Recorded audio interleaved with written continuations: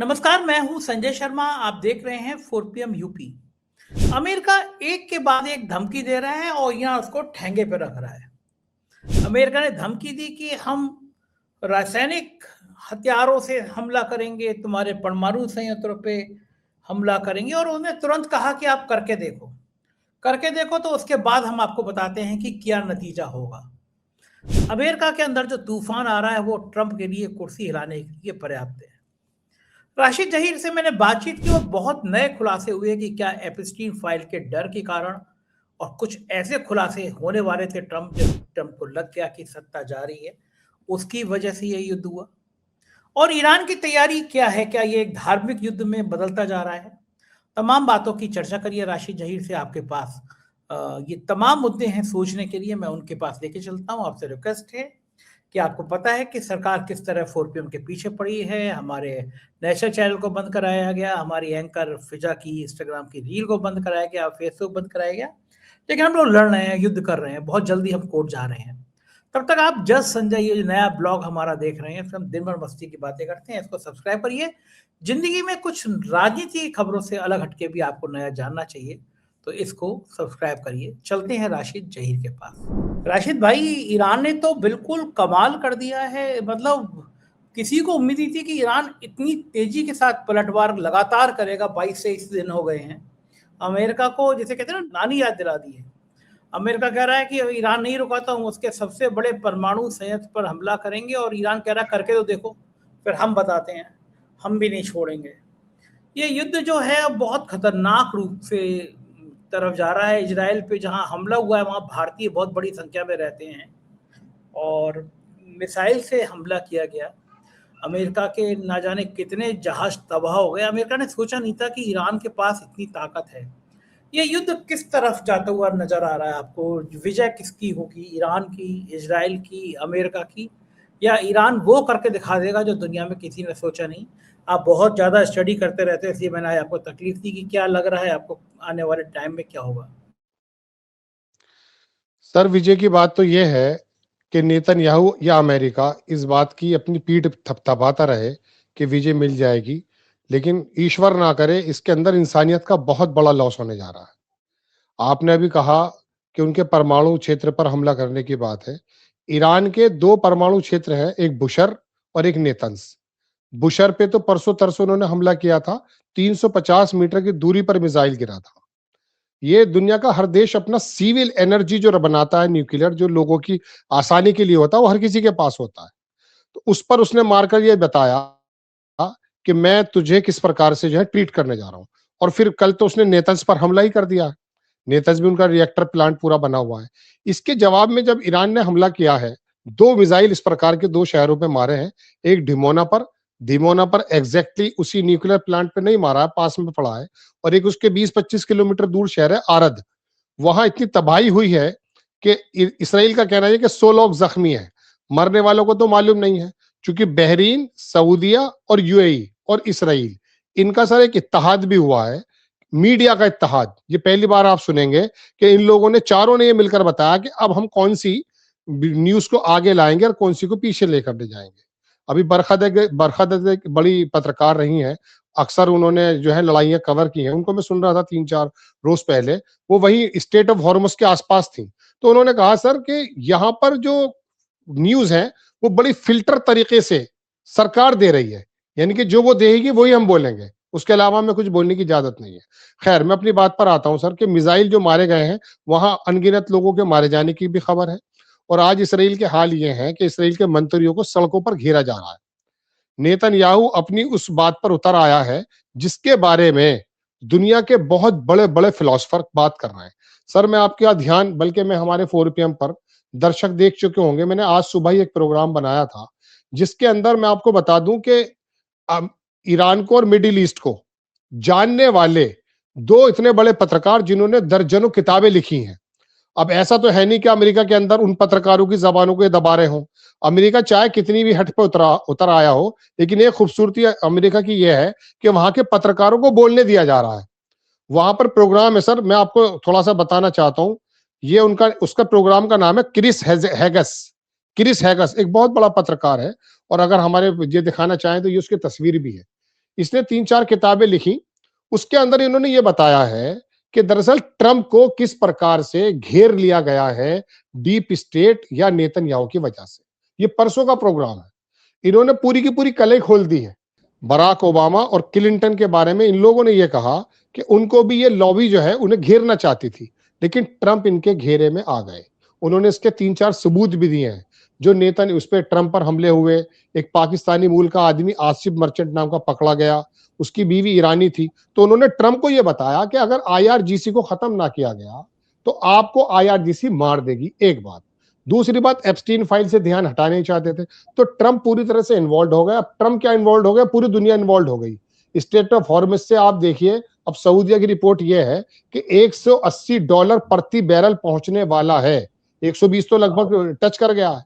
यानी कि अगर आप पिछले महीने जब वेनेजुएला पर हमला हुआ था, आप अंतरराष्ट्रीय अगर रेटों की बात करें तो $60 प्रति बैरल था, 120 हो गया, जस्ट डबल।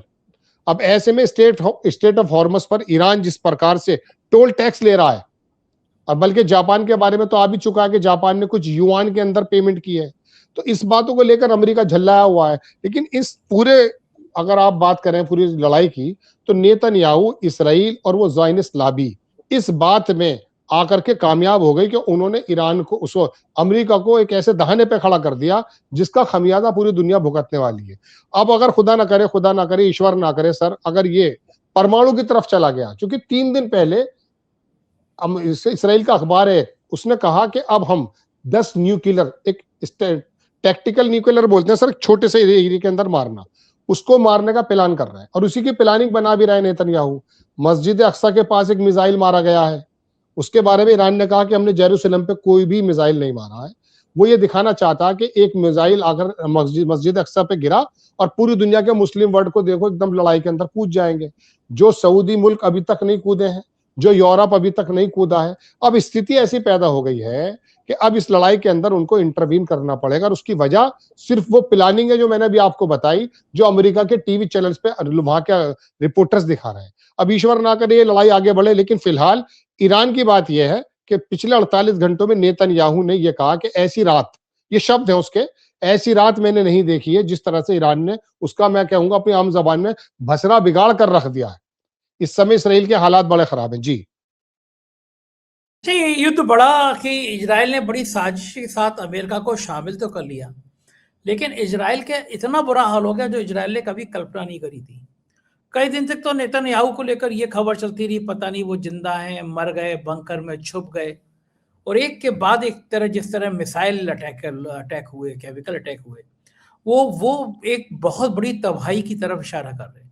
इजराइल अपनी मोसाद को लेकर बड़ा घमंड करता था कि हमारे पास मोसाद है, हमारे पास दुनिया की सबसे बड़ी खुफिया एजेंसी है। ये मोसाद कहाँ चली गई थी? उसको पता ही नहीं था कि ईरान कितना ताकतवर देश है। ईरान के पास हथियारों का इतना बड़ा जखीरा है कि अमेरिका के पसीने छुड़ा देगा। ये सब बातें उस इंटेलिजेंस को पता क्यों नहीं थी? कहाँ चूक गई वो इंटेलिजेंस? सर, मोसाद की जहां तक बात है, मोसाद को तो ईरान के बारे में इतना पता है कि शायद ईरान को इतना नहीं मालूम। उन्हें मालूम है एक एक चीज का, उन्हें तो एक्चुअली इस लड़ाई को एक्सीलेट ही करना था। यही वजह है कि पिछले साल जो 12 दिन की लड़ाई हुई थी, उसमें जो ईरान ने जिस प्रकार के कुछ मिसाइल दिखाए थे, उससे ये अलर्ट हो गए थे। उनको पता चल चुका था कि मिसाइल ईरान बना चुका है और बहुत बड़ी तादाद में मिसाइल उनके पास है। तो वो तो एक्चुअली ईरान से कोई डरना नहीं है, उनको तो इस लड़ाई, इसको तबाही में लाना है। देखिए, ईरान को वो लगभग लगभग बहुत बुरी तरीके से हर्ट कर चुके हैं। इसराइल के अंदर बहुत बड़ी तबाही है। इस बात के लिए मोसाद, ज़ायनिस्ट लॉबी, जो मैं आपसे बार बार कह रहा हूं, वो पूरी तरह से तैयार है। बस उनका तो कहना यह है, अभी नेतन्याहू जो 10-12-15 दिन पहले आए थे, उन्होंने कहा था कि यह धार्मिक युद्ध है, मैं 40 साल से इसकी तैयारी कर रहा था। उसको अच्छा, 2 चीजें मैं आपको सर और बता दूं, हमारे दर्शक भी जान लें। सिर्फ 2 देश दुनिया में ऐसे हैं जो अपने अपने 5000 पुरानी बात पर अटके हुए हैं, एक ईरान और एक इसराइल। इसराइल भी उसी तरह की तैयारी कर रहा था और ईरान ने भी कहा कि हमें यूएई जैसी बड़ी बड़ी बिल्डिंग्स नहीं बनानी, हमें मालूम है हमें तबाह कर दिया जाएगा। इसलिए उन्होंने मिसाइलों पर ज्यादा ध्यान दिया और जेरे बंकर 300 मीटर तक इनका B-52 हमला कर सकता, 200 मीटर तक। उन्होंने 500 मीटर तक नीचे जाके अपना जो है ना यूरेनियम का तमाम धंधा और वो जो मिसाइल्स हैं अभी रखे हुए हैं। और अभी ऐसे मिसाइल कई सारे बाकी भी हैं जो दुनिया चौंक जाएगी।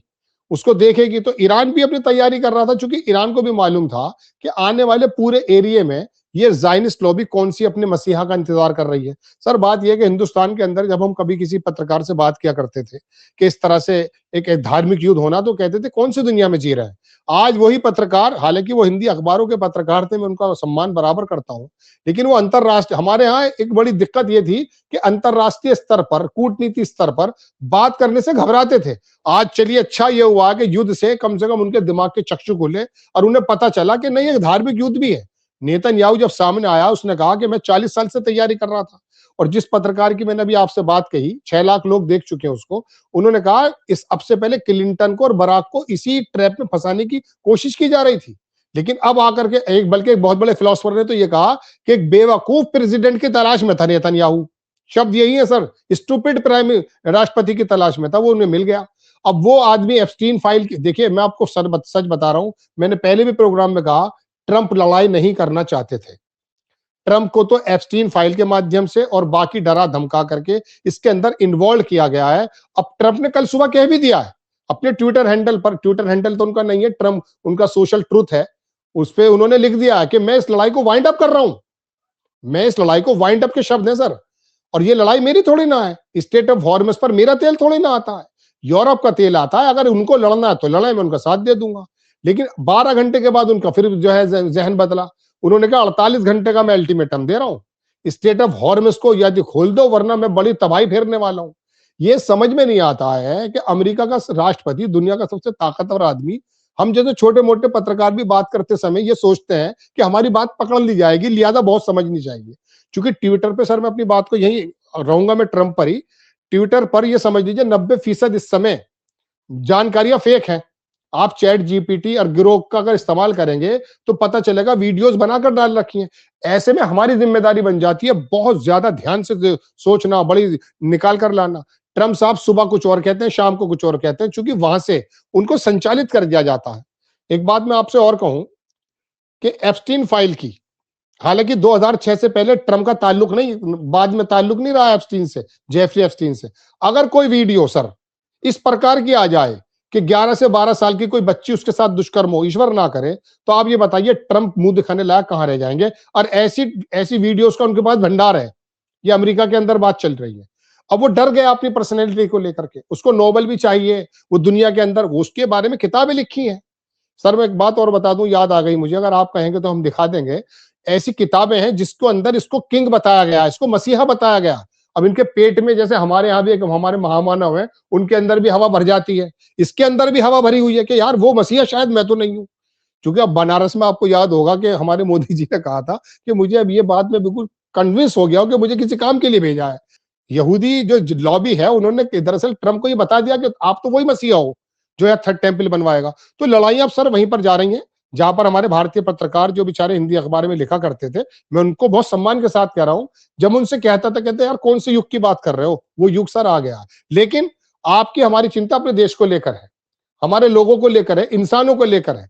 हम नहीं चाहते कि बुशर, जो ईरान के अंदर पावर रिएक्टर प्लांट है, उस पर जो हमला किया गया सर, अगर उसको हम मैप में दिखाएं तो वो तेहरान से 1200 किलोमीटर है, लेकिन वो उनका कोस्टल लाइन के पास में कतर को, कुवैत को कवर करता है। अगर वहां पर ताबनाकी फैल गई, वहां पर रेजेस आ गई, तो आप ये समझ लीजिए कि लोगों के फेफड़े फट जाएंगे, खून निकल आएगा। अभी समझते नहीं है दुनिया, हिरोशिमा नागासाकी को सुना ही सुना है हमने, जब 2 लाख टेम्परेचर बन जाता तो सब कुछ लावा बन जाता है। तो ऐसी जगह पर लड़ाई पहुंच गई है, मैं बड़ी तकलीफ के साथ आपके सामने बयान कर रहा हूं, और उसका वाहिद जिम्मेदार इस वक्त नेतन्याहू और इसराइली लॉबी है। लेकिन ईरान ऐसी कमर बांध कर आया सर इस बार, ईरान के किसी भी दुनिया के किसी रिपोर्टर ने अभी तक ये बात नहीं कही है कि ईरान के किसी स्टेटमेंट से ये लगा हो कि वो थोड़ा सा भी मुच गया है, थोड़ा सा भी दब गया है, और वो जो बात बोल रहा है सर उसको दूसरे दिन वो कर देता है। वो इनकी तरह नहीं है। वो कहता है कि अभी जैसे धमकी मिली है और ट्रंप ने कहा कि मैं सारे एनर्जी सेक्टर को बिगाड़ कर रख दूंगा। उसने कहा अगर आप मेरा ये काम करेंगे तो मैं पूरे के पूरे जो मिडिल ईस्ट है, दुबई में they can't survive without the electricity, वो नहीं रह सकते सर, उनके केबिन बने हुए हैं। वहां की अगर इलेक्ट्रिसिटी, वहां की पानी का निजाम अगर बर्बाद कर दिया गया तो आप यकीन मानिए मिडिल ईस्ट में पूरी जगह तबाही फैल जाएगी। और हमारे यहाँ ईरान हमसे कुछ ज्यादा दूर नहीं है, ईरान पर ईश्वर ना करे अगर कोई हमला होता है, अब दिल्ली में बैठ के हम ये सोचने लगे वो तो बहुत दूर की बात है। नहीं, अभी तो सिर्फ सिलेंडर पे हाहाकार मच रहा है। ईश्वर ना करे अगर यहाँ हमले इस प्रकार के होने शुरू हो गए तो ये समझ लीजिए कि वो असर हमारे पास भी आएंगे। ये मौका बहुत ही ज्यादा क्रूशल है। ऐसे समय में भारत को 140 करोड़ लोगों की जनता का प्रतिनिधित्व करने वाले मोदी जी जिस तरह की बात करते थे, दुनिया उनकी तरफ देख रही थी, लेकिन पता नहीं क्या हो गया। हाथी के जो है ना कान बड़े हो जाते हैं तो शरीर नजर नहीं आता सर। इनको मालूम ही नहीं है कि भारत है क्या। आप नो डाउट 10-11 साल से आए हैं, लेकिन भारत के बारे में आप दुनिया के बारे में जानकारी तो करें। हमने उस समय दुनिया को वो राह दिखाई है गुटनिरपेक्षता की, जब दुनिया बटी हुई थी दो धड़ों में। आप आगे आकर बात करें। जब ईरान हमारे सिंदूर ऑपरेशन में बात कर सकता तो आगे आकर बात करनी चाहिए। लेकिन यहां तो बात क्या चल रही है, यहां तो अमित शाह की दूसरी प्लानिंग चल रही है। यहां तो योगी आदित्यनाथ को हटाने की। मुझे तो कभी कभी लगता है कि नीतीश वाला मसला कब खत्म होगा। नीतीश की सरकार, अभी तक हमारे लोग बाजी नहीं आ पा रहे हैं। हमारी सरकारें सिर्फ इस चक्कर में है कि किस प्रकार से विपक्ष के नेताओं के मोबाइल बंद किए जाए, न्यूज चैनल बंद किए जाए, यूट्यूबर्स को बंद किया जाए। अरे भैया, इससे बड़ा मसला है भाई। दुनिया हमारी तरफ देख रही होगी, आप बात करें, वरना अभी सिलेंडर के लिए लोग आए हुए हैं, पता नहीं किस चीज को लेकर शहर में आ जाए, सड़कों पे आ जाए लोग। जी राशिद भाई, आपने कहा कि एप्स्टीन फाइल एक बड़ा मुद्दा है। हमारे यहाँ बड़ी सामान्य भाषा में कहा जाता है कि आदमी बड़ा छिछोरा है, यानी बड़ा सड़क वाला टाइप का स्तरहीन आदमी है। एप्स्टीन फाइल को लेकर बड़े देश के राष्ट्रपति इन शब्दों का इस्तेमाल नहीं करना चाहिए, लेकिन ट्रम्प छिचोरी हैं। जिन बच्चियों के संग फोटो आ गए, नरबख्शी है। तो जो आप हमारे नवरात्रि चल रहे हैं, 12-13 साल की तक की बच्चियों के पैर छूते हैं, हम मानते हैं कि देवी हैं इनमें, ईश्वर है इनमें, और वो 10-12 साल की बच्चियों को शरीर नोच रहा है, खसोट रहा है। तो ऐसे छिछोरे आदमी को तो क्या फर्क पड़ेगा कि उसकी इज्जत तार तार है। लेकिन हाँ, ये बात है कि आपकी बात सही है कि ट्रम्प को ये डर होगा कि अगर वो वीडियो आ गए तो शायद अमेरिका में विद्रोह हो जाएगा। और अमेरिका के इतिहास में अमेरिका कहता है हम बहुत बड़े राष्ट्र हैं, हम बहुत बड़े ताकतवर हैं।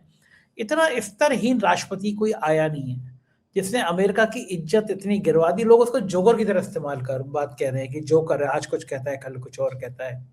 अमेरिका के बहुत सारे जहाज गिरा दिया ईरान ने।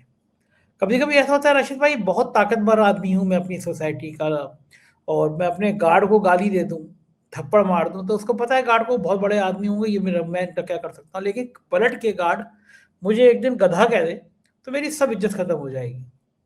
अमेरिका को भी यही ईरान था कि गुमान था कि ईरान तो छोटा सा मुल्क है, और ईरान ने बैंड बजा दी। अमेरिका के अंदर भी जो आर्थिक तूफान आया हुआ है, जहाज गिरने के बाद उनकी इकोनॉमी बर्बाद हो रही है। आपको लगता है कहीं ऐसा ना हो कि अमेरिका के लोग ही ट्रम्प का बोरिया बिस्तर बांध दें वहां पे किसी दिन? मैंने सर कहा कि अमेरिका के लोग जो हैं वाकई वो बड़े लोकतंत्र में विश्वास करने वाले हैं, और उनका जो फेडरल सिस्टम है उसकी दुनिया में मिसाल दी जाती है। दुनिया का सबसे बड़ा पुराना लोकतंत्र है। और अमेरिका के लोग हमारे यहाँ नहीं है कि डरा दिया जा रहा है और बंद कर दिया जा रहा है, और पाकिस्तान की तरह बिल्कुल जो है इमरान खान के खिलाफ कोई प्रदर्शन नहीं हो सकता, उसके पक्ष में नहीं हो सकता। वहां के लोग सड़कों पर आ रहे हैं, कई शहरों के लोग आ चुके हैं।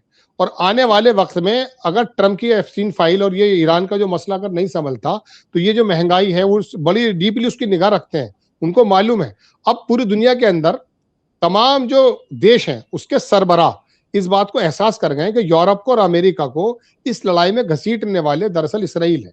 और ये बातें चल रही हैं, और यूरोप ने इस बात को कहा भी है, अमेरिका के लोग भी कह रहे हैं। और जिस दिन ये जो है ट्रम्प साहब के अगर ये काले चिट्टे सामने आ जाते हैं तो उस वक्त तो समझ लीजिए बवाल ही आ जाएगा।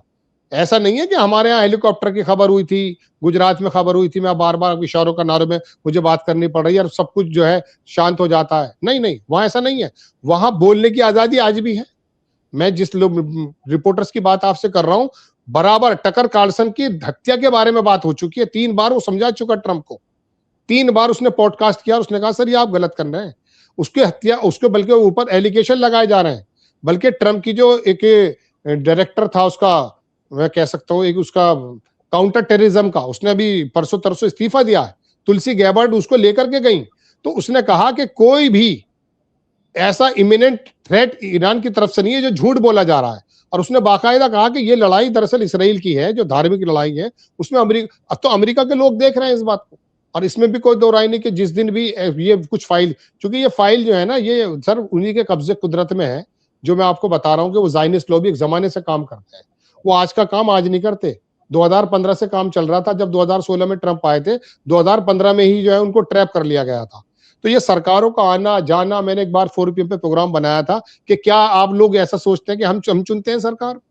सरकार तो वाकई वोट से हम चुनते हैं, लेकिन जो आसपास का माहौल बनाया जाता है ना, पुलवामा से और सिंदूर से और दुनिया भर की एक्टिविटीज से, और एक बार दिल्ली में एक बूढ़ा आदमी आया था महाराष्ट्र का, उसने आकर के हंगामा करा था, ये सब कुछ प्री प्लान्ड होता। अब कहाँ चले गए वो सारे एनजीओ, सारा मीडिया, दुनिया का जो मेन स्ट्रीम मीडिया चल रहा है, ये एक टाइम पर आकर एक्सीलेट करता है उनके इशारे पर।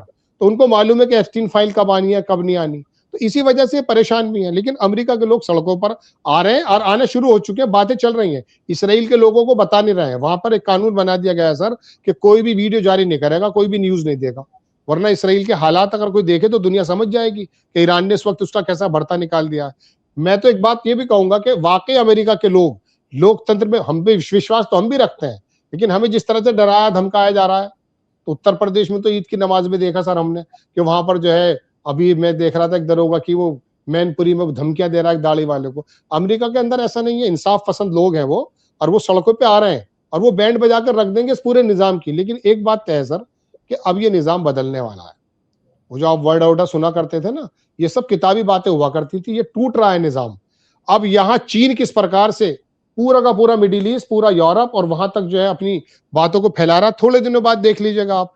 इस लड़ाई से अमेरिका के तमाम रिपोर्टर, बुद्धिजीवी कह चुके कि अमेरिका यहां पर घिर गया है, ट्रंप यहां पर घिर गया है।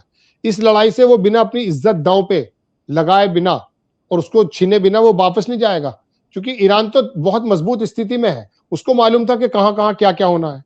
स्टेट ऑफ हॉर्मुज की अगर स्ट्रेटेजी इनको पता चल जाए, जो कि उनकी है, क्योंकि ईरान के बहुत सारे बुद्धिजीवी बताते रहते हैं, हम देखते रहते हैं कि अंदाजा नहीं कर सकते। यहां पहले युद्ध हो चुका है सर, उसके अंदर जो है ना, ईरान का और इराक का जब युद्ध हुआ है, तो उसको जो है वो लोग स्टेट ऑफ हॉर्मुज की तो अब बात हम सुन रहे हैं, वहां पर शिपवारी कहा जाता था वो। उसके अंदर 250 जहाज खून, ये पानी लाल हो चुका था। अब भी ऐसी मौका आ रहा है, उन्होंने अपने बेड़े रवाना कर दिए, देखिए क्या होता है। लेकिन अमेरिका के लोग सजग हैं और वो आने वाले वक्त में शायद, मुझे उम्मीद यह है कि जैसे जिस तरह से वो लोग सड़कों पर उतर आते हैं, ट्रंप को समझाने के लिए सड़कों पर जरूर उतरेंगे। जी बिल्कुल ठीक बात है। दुनिया बहुत खतरनाक मोड़ पर जाती हुई नजर आ रही है। बहुत बहुत शुक्रिया राशिद भाई, इतनी सारी बातें करने के लिए, थैंक यू। तो ये थे राशिद जहीर, और ईरान और अमेरिका के इस जंग के परिणाम क्या होंगे ये अब सीधा सीधा दिखने लगा है। ईरान वो करने जा रहा है जो किसी भी स्वाभिमानी मुल्क को करना चाहिए, और जाहिर है कि अब ईरान के तेवर पूरे अमेरिका और उनके चंपू दोस्त जितने हैं उनके लिए बहुत भारी पड़ने वाले हैं। कैसी लगी बातचीत बताइएगा जरूर। शुक्रिया, थैंक यू।